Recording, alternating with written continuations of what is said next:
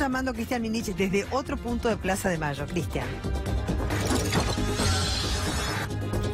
Acto convocado por el Encuentro Memoria, Verdad y Justicia de las organizaciones y partidos de izquierda también. Miriam Bregman está con nosotros. ¿Qué tal, Miriam? Buenas tardes. ¿Qué tal? Buenas tardes. Bueno, una jornada siempre de memoria, de reflexión. ¿Cómo se vive? Bueno, ¿cuál es el objetivo de este acto que se está desarrollando? Bueno, como cada año con el Encuentro Memoria, Verdad y Justicia realizamos un acto en forma independiente de todos los gobiernos, denunciando absolutamente toda la represión, la impunidad. Entramos recién con la cabecera de Nora Cortiñas, Adolfo Pérez Esquivel, Santiago Maldonado, muchos que se acercaron, Sergio Maldonado, muchos compañeros que se acercaron a acompañar al encuentro en esta oportunidad, y un documento que es fuerte, pero creemos que es lo que se merece el contexto político que estamos viviendo, donde además de la represión, la impunidad y todo lo que siempre denunciamos en esta fecha, estamos atravesados por un ajuste feroz, por un gobierno que en alianza con el Fondo Monetario y los gobernadores está aplicando un ajuste durísimo contra el pueblo, y nuestro documento va a contener, que va a ser leído en unos minutos, también esa denuncia, la denuncia de las violaciones a los derechos humanos y también del terrible ajuste que se está sufriendo. Belén, escucha a Miriam Bregman. Gracias. Hola, Miriam, ¿cómo te va? Buenas tardes. ¿Qué tal? Buenas tardes. ¿Qué deuda hay pendiente respecto de juicios que ya se iniciaron por la Memoria, Verdad y Justicia? Y ahora se van a conocer nuevos documentos, teóricamente, que van a ser entregados por los Estados Unidos el 12 de abril, con la desclasificación y el desglose de los mismos, con lo cual también, por lo menos, se va a poder avanzar algo más, creo, en la investigación. Mira, no sé, Belén, si te escuché toda la pregunta porque hay mucho ruido, sí. Pero nosotros, una de las consignas que reclamamos en esta oportunidad y que siempre hemos reclamado, es la apertura total de los archivos de la represión.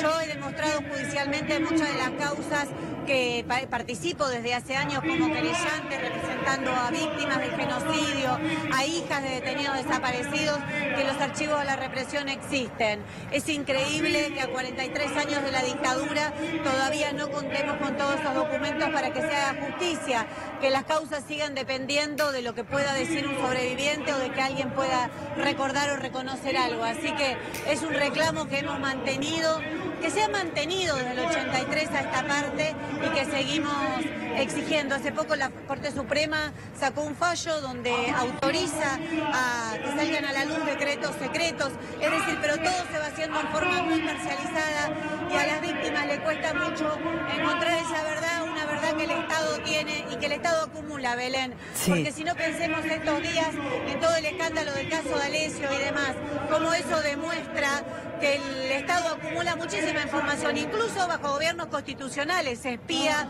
y se acumula información. Entonces es necesario que esos archivos sean abiertos.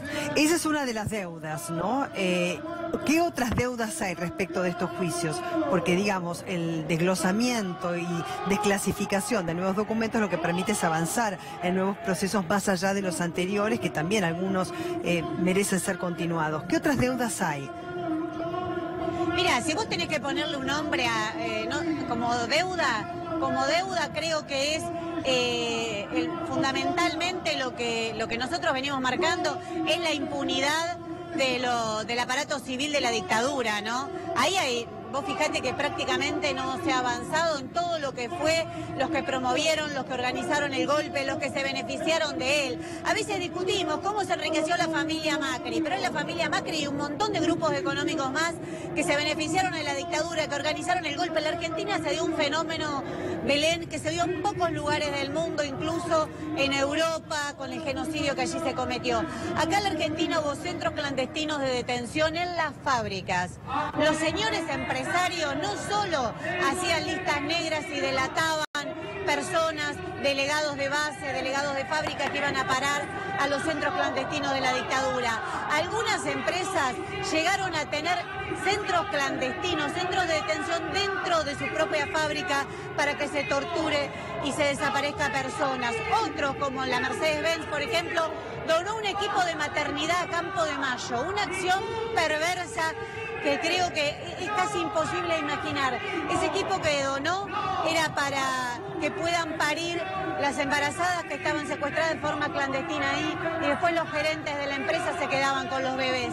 Esas cosas pasaron en la Argentina, esas cosas todavía no se han investigado, porque meterse con la pata empresaria, meterse con la pata civil, la justicia no lo va a hacer si no redoblamos y multiplicamos la movilización. Una movilización que ha logrado encarcelar a Videla, a Macera, pero con los civiles se ha avanzado muy poco. Miriam, uno de los eslogans también que aparecen en la marcha de hoy a través de carteles y el pronunciamiento del documento consensuado y único que hubo en el escenario de Plaza de Mayo es 30.000, un número que hasta se ha cuestionado durante los últimos días y en otras oportunidades también, cuando ha sido parte de una investigación que llevó a la conclusión del nunca más, no solamente por representantes de organismos de derechos humanos, sino también por periodistas que intervinieron en esa investigación. ¿Qué opinión te merece el hecho del cuestionamiento de la cantidad? Mira, el negacionismo es un fenómeno en el mundo, es un fenómeno que tiene expresiones políticas en distintos... Bueno, recién yo te mencionaba Europa, en Europa también surgen sectores de derecha negacionistas que tienen como objetivo negar lo que ocurrió, pero no por negar los hechos, por negar las consecuencias de esa dictadura. Rodolfo Walsh fue muy claro en su carta abierta. Un año del golpe él decía que la dictadura era miseria planificada. Entonces, cuando hay negacionismo es para negar las verdaderas consecuencias del golpe, no solo las muertes, no solo las terribles torturas, no solo la apropiación de bebés, sino las consecuencias sociales y económicas de ese genocidio. Mira, yo te podría poner un montón de ejemplos, Belén, que son sumamente dolorosos de las propias reconstrucciones que hicimos nosotros, de escuchar decenas y decenas de testimonios de la ESMA, de Campo de Mayo. A veces uno piensa al revés, dice 30.000 no es poco. 30.000 son los detenidos desaparecidos, ¿cuántos exiliados? ¿Cuántos otros que se fueron y que no se sabe qué pasó con ellos? Es muy, muy difícil reconstruir el número, pero lo que sí estoy segura es que 30.000 es un símbolo que de ningún modo es poco. Argentina fue arrasada, toda una generación fue arrasada por verdaderamente un genocidio de clase que tenía como objetivo imponer otro modelo económico, otro modelo de país, redoblar las ataduras al imperialismo. Las consecuencias que hoy vivimos de destrucción de la salud, de la educación, todos tienen origen en esa dictadura. Después vinieron otros gobiernos que fueron complementando eso y, como siempre digo, lo que un gobierno destroza nadie lo arregla, a lo sumo te devuelven algo, pero nunca se vuelve para atrás. Por eso nosotros denunciamos que en las últimas décadas hubo 4 saqueos. El primer gran saqueo histórico del país fue el de la dictadura, después estuvo lo que fue el 89-90 con la hiperinflación, el 2001, y ahora Macri está llevando adelante otro. Eso es innegable. De que no pueda continuar adelante depende de nosotros, depende de la movilización y depende de enormes manifestaciones políticas como esta, pero para que no ocurra tienen que ser claras. Tienen que nombrar a Macri y a todos los cómplices, como los gobernadores del PJ, que le han aprobado todo en el Congreso. Si hoy el país está atado al Fondo Monetario, a los fondos buitres, es porque se lo aprobaron, es porque hubo gente que indignamente levantó la mano para sacarle la comida de la boca a los jubilados. Entonces no se puede hacer borrón y cuenta nueva y venimos acá y hablamos del pasado. Es el pasado, es el presente y para nosotros estar acá, Belén, es redoblar ese compromiso. Con la información con la que se cuenta ahora, más allá, por supuesto, que vos bien decís, ¿no es cierto?, la desclasificación de documentos que a veces se dependen de que los traigan de Estados Unidos, pero hay propios también que nunca aparecieron. Hay propios. Claro, sí. Desde ya. Y se debe contar también con testimonios permanentes de aquellos que han estado. Hoy, por ejemplo, Pablo Yontos nos decía a la mañana, Carlos Grosso estuvo, ¿te acordás? El intendente de la Ciudad de Buenos Aires, en ese momento era intendente, bueno, fue legislador también.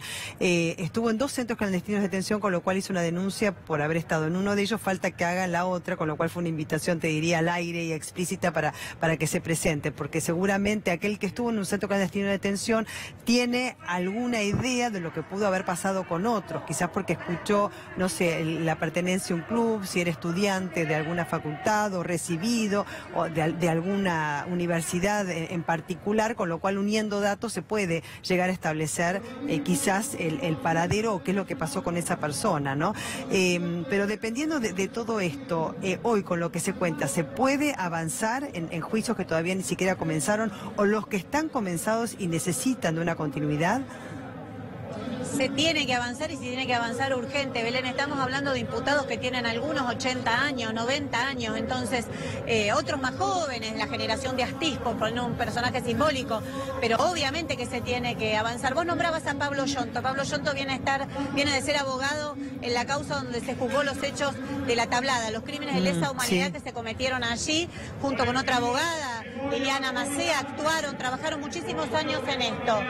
En esa causa el Estado reconoció que tenía información secreta y la abrió ahora. Archivos de los años 80. Bueno, imagínate que como cada uno de estos juicios demuestran que los archivos existen, lo que te decía al principio, que el Estado acumula información de las personas y mucho más de este tipo de hechos, pero después el Estado no lo entrega. Un sobreviviente de la ESMA dijo una frase en un juicio que a mí me quedó grabada.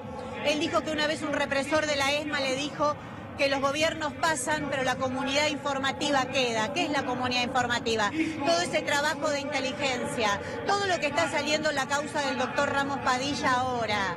¿Vos te crees que estamos viendo todo? ¿Que eso es todo? No, hay mucho más, porque los servicios de inteligencia hacen al núcleo de este sistema para mantener un sistema donde unos pocos se enriquecen y las grandes mayorías cada vez se empobrecen más.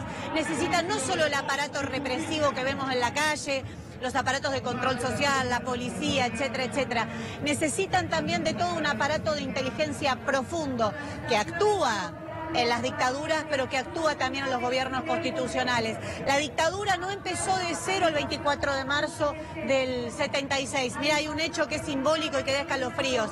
Ese mismo día del golpe en el astillero Río Santiago de la Plata, que hace poco ustedes, Belén, lo han cubierto mucho porque estuvo en conflicto. Sí, conflicto gremial, sí, por despedidos. Gremial. Bueno, ese astillero tiene una larga historia de lucha y de desaparecidos y desaparecidas. En el astillero, el 24 de marzo mismo, se hizo una fila que un sobreviviente relató, era una fila, una hilera que iba hacia la vida o iba hacia la muerte.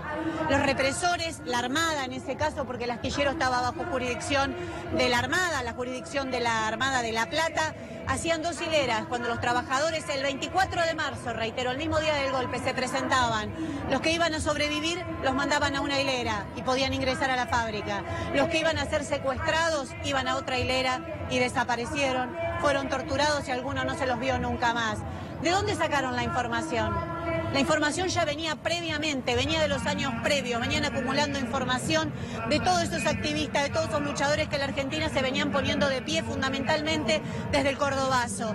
Entonces es muy importante que denunciemos esos operativos y que no caigamos en esa falsa dicotomía, ¿no? Como que bajo el gobierno constitucional esto no pasa. Pasa, lo denunciamos y nosotros venimos denunciando mucho y el día de ayer nuestro local fue atacado, Belén. ¿Ah, sí? ¿Qué pasó?